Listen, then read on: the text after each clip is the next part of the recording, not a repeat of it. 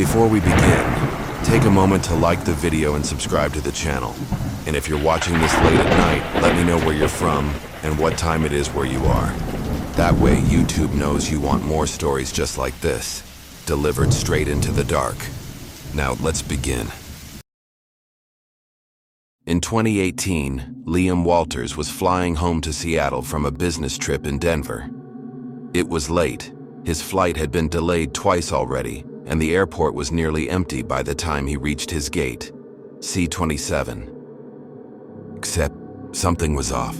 The signage was temporary, just a paper notice taped to the wall. The electronic display for gate info was blank, and although his boarding pass clearly read C-27, there were no other passengers waiting. He approached the gate attendant, an older woman in a Navy uniform with a vacant smile. "Flight 394 to Seattle?" he asked. She nodded slowly. "We'll begin boarding shortly. Please wait right there." Liam sat down, glancing at his phone. No new notifications, no app updates. Even the airline's official flight tracker didn't mention Flight 394. The time ticked past midnight. The loudspeakers made no announcements. No other flights boarded. No other airport staff passed by. Just him and the gate. Around 12:14 a.m., the gate door clicked. The woman motioned him forward. "We're boarding now. Please present your pass." He scanned his phone. No beep, no click. She looked up, blinked, and said, "Just go ahead." Confused but exhausted, Liam walked down the jet bridge. It was unlit, cold, echoing. When he reached the plane, it wasn't like any aircraft he'd flown before. It was silent, dim cabin lights, no sound of engines, no boarding music, and no other passengers. He turned to leave, but the gate behind him had vanished. It was just darkness. Then a voice from the cockpit, metallic, distorted. "Take your seat, Mr. Walters. Your departure is long overdue." Liam stumbled into the nearest seat. He tried calling his wife, no signal. Tried opening the airline app, it crashed. The plane began to taxi, but he felt no movement. Instead, through the windows, there was nothing. No tarmac, no lights. Just a flat black void, like the plane was drifting through empty space. Then, the lights inside flickered. A second later, the entire cabin was full of passengers. Silent, motionless, all dressed in outdated clothing. 80s business suits, trench coats, even one man with a typewriter on his lap. None of them blinked. Liam tried to stand, his knees buckled. Then the intercom crackled again. "This is Flight 394, final destination, nowhere you can return from. Please remain seated for eternity." He screamed. And then, everything went black. Liam woke up sprawled on a bench in the middle of Terminal C. His phone buzzed. "Flight 394 has been canceled." But that wasn't the weirdest part. He checked with the airline desk. "Sir, Flight 394 hasn't existed since 1992. It was decommissioned after a mid-air disappearance." "And gate C-27? It wasn't there. Airport maps showed a storage hallway where the gate used to be. To this day, Liam refuses to fly at night, because sometimes, in his dreams, he hears the same distorted voice over the intercom whisper, "Now boarding Flight 394. In 2011, airport janitor Daniel Rojas transferred to the night shift at a small regional airport in Oregon, a job that offered silence, solitude, and just enough pay to cover his rent. The airport closed to passengers by midnight, but Daniel's shift ran till 5 a.m. Most nights were uneventful, mopping empty terminals, checking restrooms, clearing lost luggage. Except for one area he avoided whenever possible. Gate A1, tucked at the farthest end of the concourse, sealed behind a thick glass sliding door that never opened anymore. Flights hadn't departed from there in over a decade, but the lights were always on. Daniel was told by other staff that the airport had shut the gate after a flood damaged the runway segment outside it. No major incident, no deaths. Just an old wing of the terminal that wasn't worth fixing. But rumors among the older workers said different things. That someone had died in that gate. A passenger maybe, a staff member. The story changed each time. What Daniel remembered most was the glass, so clean it always reflected more than it revealed, especially at night.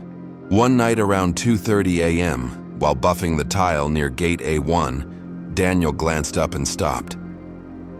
There was someone inside the sealed gate, a woman, standing behind the glass wall, pale, mid-30s, wearing what looked like a long gray overcoat. Her hands were at her sides, and her face was completely still. He thought it might be security testing the area, so he waved awkwardly. She didn't move. He blinked. She was gone. He approached the glass slowly. The lights inside flickered for just a second, and he caught something strange. The chairs inside were not empty. They were full. Dozens of people, all sitting motionless, all staring forward. Then in the blink of an eye, the gate was empty again. Daniel reported it to his supervisor. They told him to avoid gate A1 after midnight. Not because it was haunted, they said, but because, quote, "That section doesn't exist in our active terminal records. If something's in there, it's not ours." That night he dreamt of the woman. In the dream, she stood behind glass, only this time she raised her hand and tapped it against the pane. 1, 2, 3. He woke up drenched in sweat. Over the next few weeks, it kept happening. Not dreams, sightings. Sometimes she was already standing there when he turned the corner. Other times she walked behind the glass, her reflection trailing just a second behind. And then came the night he heard her. He was cleaning near the vending machines outside gate A1 when the intercom, long thought broken, crackled to life. Final boarding, now departing. No flight number, no destination.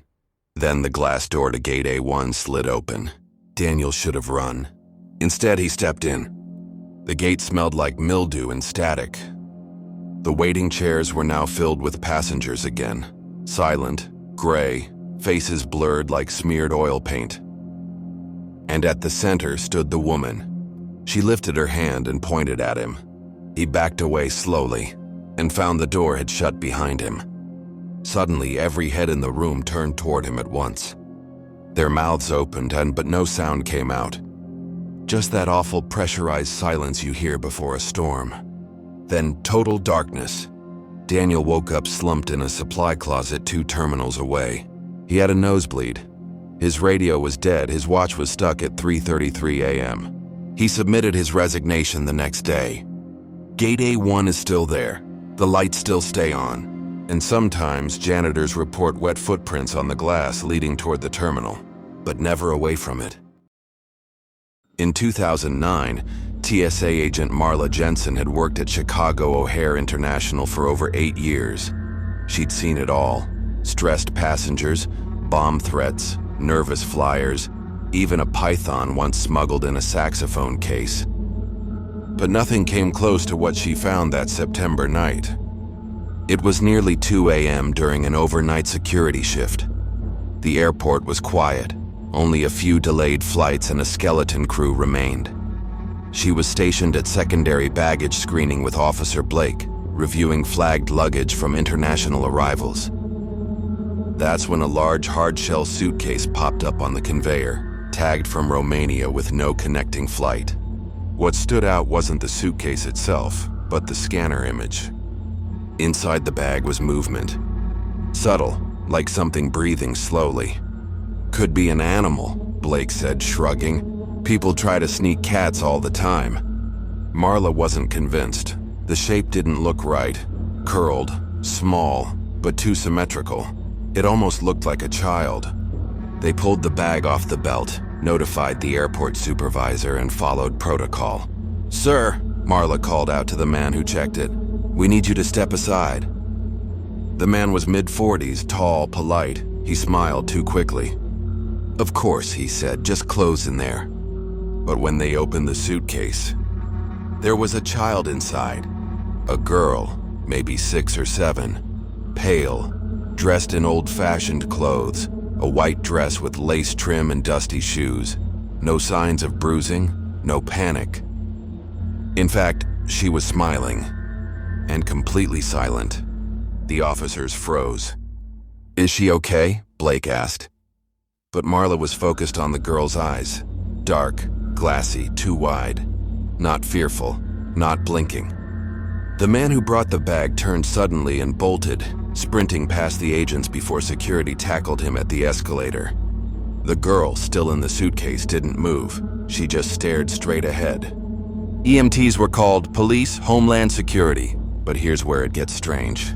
By the time medical personnel arrived, less than 7 minutes later, the girl was gone. The suitcase was empty, no hole, no damage, just clothes neatly packed. No sign she had ever been there. They checked every camera in the terminal. From the scanner to the moment the suitcase was opened, the footage was clean. But when they reviewed the tape, there was no child in the bag. Not even movement. Just TSA agents staring at an empty suitcase. The man who ran was questioned. He claimed he didn't pack the bag. That it wasn't even his suitcase. Someone had switched it at customs. He kept repeating one phrase in Romanian. Fata din ghim. The girl from the window. They found no record of a missing child matching her appearance. But the next week, Marla went on medical leave. She'd started having dreams. Each one began the same way. She's in the airport at night, alone, walking toward the scanner. The conveyor belt starts on its own. The suitcase appears, and when it opens, the girl is standing outside it inches from her face. She whispers something. Marla can never remember what. One morning, Marla found a drawing taped to her apartment door. A crayon sketch of a little girl in a suitcase, smiling. In the top corner it read, "I like airports. You have lots of windows." Marla quit the TSA a week later. No one knows what happened to the man who was detained. He was released and disappeared. But every now and then, during night shift baggage screenings at O'Hare, someone reports hearing soft tapping inside a suitcase. 1, 2, 3. In 2017, Sarah Lee, a 29-year-old travel nurse, had a short layover at Denver International Airport on her way home from Anchorage to Miami. Her next flight wasn't for hours. After grabbing a quick dinner, she decided to head toward Terminal B where her next gate was listed. She took the escalator down toward the airport trains, but saw a maintenance sign blocking access. Just next to it was an elevator she hadn't noticed before. It was old, no branding, no announcement chime. But when she pressed the button, it opened instantly. No one inside. She stepped in, pressed B2, the only option listed. The doors shut, and the elevator began descending. It should have taken a few seconds. Instead, it kept moving. And moving. No noise, no vibration. Only the flicker of a dying overhead light. Sarah checked her phone. No service. The floor indicator display had stopped at B2, but she was still descending. After what felt like over a minute, the elevator stopped with a jolt. The doors opened, and she stepped out into silence. The hallway was massive, lined with gray tiles and overhead lights that buzzed intermittently. There were no signs, no logos, no sound of luggage wheels or voices. It wasn't Terminal B. There were no gates, just a long corridor with identical sliding glass doors on each side, none labeled, all shut. Sarah turned around, but the elevator was gone, just a blank wall where it should have been. She pulled out her phone again, still nothing. At the far end of the corridor, she spotted a man in a neon airport vest. Relieved, she jogged toward him, waving. "Excuse me, I think I got lost." He turned, and she froze. His face was blurred, not like he had no features, but like a shaky photo, unfocused. His head tilted, then nodded once, and he raised an arm. He pointed to one of the glass doors, then vanished. Sarah should have panicked, but the stillness around her felt paralyzing. Drawn to the door he pointed to, she stepped forward. It slid open with a hiss. Inside was a waiting room, but not like any airport lounge she had seen. Rows of leather chairs sat empty except for a few scattered individuals, each one looking decades out of time. A woman in a 1960s stewardess uniform, a man holding a rotary phone, a boy with a Walkman and a backpack with 1990s cartoon pins. They didn't look up, they just sat there, waiting. Sarah tried speaking. No one responded. Then she noticed the clock on the wall. It read 12:33, the same time displayed on her phone, hours ago. It hadn't moved. The lights flickered, and suddenly all the passengers stood at once. Simultaneously, they turned toward a blank wall, and a massive black doorway appeared. No announcement. They began walking toward it in total silence. Sarah felt compelled to follow, but before she stepped forward, she felt something tug her back, a cold hand on her wrist. She turned. It was the man in the vest. Now clearer, but still wrong. His face was more defined, but his eyes were hollow, pitch black. He whispered, "Not yet," and pushed her backward. She stumbled and fell through the elevator doors now open behind her. The moment she hit the floor, she was back in the regular terminal. People bustled by with coffee cups and boarding passes. Gate announcements echoed overhead. It was 12:34 a.m. Only 1 minute had passed. But her legs were trembling. Her phone was dead. And there was a stamp on her boarding pass that hadn't been there before. Void already departed. Sarah never told the airline, never took another night flight. Because sometimes, when she dreams of that hallway, she hears the buzzing lights and sees a black doorway forming at the end. And the sound of footsteps, dozens of them, walking toward it. In 2014, Joseph Beckett, a ground operations manager at Newark Liberty International Airport, had one of the most disturbing experiences of his 14-year career, an event he still refuses to talk about publicly. He was called late one night to inspect Gate 32, where a plane had just completed an emergency return due to a technical malfunction. The flight had barely taken off before the pilot reported issues and turned back. Nothing unusual, until the crew made a quiet but urgent request. "Please check seat 6C. They wouldn't say more. Joseph boarded the empty aircraft. The cabin was still cool from its short trip, and the overhead lights flickered like they often do after power resets. Seat 6C was in the front third of the plane, aisle seat. Nothing looked out of place, but as he got closer, he noticed something odd. The seatbelt was fastened and there was an indentation in the cushion, like someone had just been sitting there. A faint lingering smell, like burnt hair and static filled the air. He bent down to inspect the floor and noticed a boarding pass, slightly charred at the edge, wedged between the seat and wall. It was blank. No name, no destination, just a flight number, DL-193. When he brought the boarding pass to the pilot, the captain went pale. That flight never left JFK. It crashed on the runway in 1998. Joseph double-checked. Yes, flight DL-193 was real, but it had never departed Newark. It was scheduled from JFK years ago and had ended in disaster. Mechanical fire. All passengers perished, including a man seated in 6C. The pilot admitted something strange. Before takeoff, the cabin crew had done a head count. They counted one extra passenger, a man sitting alone in 6C. He had a hat pulled low and stared straight ahead. When they asked for his ticket, he handed them a blank pass. They assumed it was a glitch, but after the emergency landing, the man was gone, and the security cameras showed no one boarding that matched his description. Over the next week, weird things kept happening around Gate 32.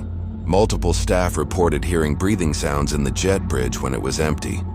One janitor quit after he saw a man sitting in 6C in a locked aircraft. Another gate agent said she heard a voice whisper, "You forgot me." No one was near her. Joseph became obsessed. He pulled the archived footage from the boarding process. In frame after frame, seat 6C looked empty, until the cabin lights flickered. and for a split second someone was sitting there. Face blurred, hat low, just for one frame. He reported it, but the footage was somehow wiped the next day. IT claimed it had been corrupted by magnetic interference. Joseph took a break from work, but months later, when walking through a different terminal, he spotted a man sitting by himself in a waiting area. Same hat, same posture, just staring ahead. Seat 6C on the bench. He turned for help, and when he looked back, the man was gone, but the seat was warm, and resting on it was a charred boarding pass. Again blank. The airport quietly changed their seat numbering system the following year. Flights no longer assigned anyone to 6C on overnight departures from Terminal B. It's a superstition now. But for those who work late at Newark, when the lights flicker and the air turns cold near Gate 32, they say, "Don't sit in 6C." Airports are meant to take us places, but some doors were never meant to open. If these stories sent a chill down your spine, subscribe now to the Horror Channel 786, where your next nightmare is just a flight away.